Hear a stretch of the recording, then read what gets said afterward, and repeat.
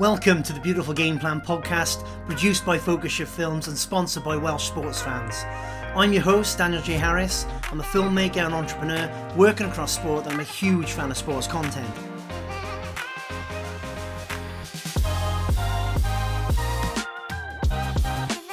As long as you support the club, no matter what, win, lose or draw, I'm there.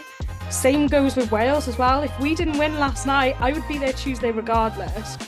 Consumer trends and habits are changing every single day. You think about the basic emotions, joy, fear, sadness. Within those, there's a huge amount of other emotions that you can leverage to create compelling stories that might generate you 10 to 50,000 views per video.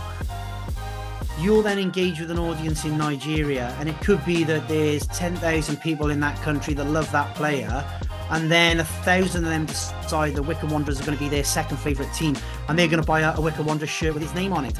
All of a sudden, that's 1,000 more shirt sales. You have youngsters coming through, and so it's not just about men and women, it's about younger people getting involved as match officials, which is happening in Wales now, and so yeah, they're in a much better position as far as that is concerned. When you're kind of sat on this side of the fence, you're saying, "Oh, I would do this," and why aren't they doing this, and why? And then when you kind of go and sit the other side of the fence, you realise the bigger picture. You've got kind of challenger clubs like Glamorgan who are really seeing a benefit from kind of thinking a little bit differently. I mean, we did a campaign last year for them, which was around April Fool's Day, where we essentially launched. We came up with a design for a bucket hat. Like, football's changed so much over the last 10, 20 years. There's so much money needed to compete.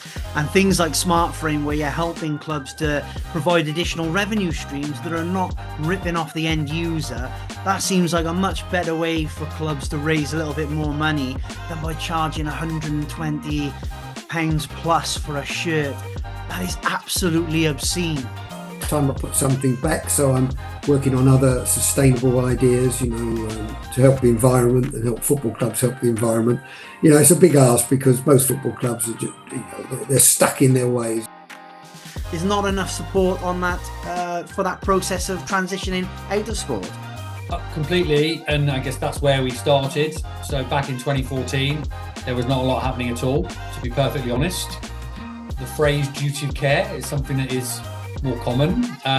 How well that's seen through is not always as well as you would hope and like, but we're definitely moving in a better direction.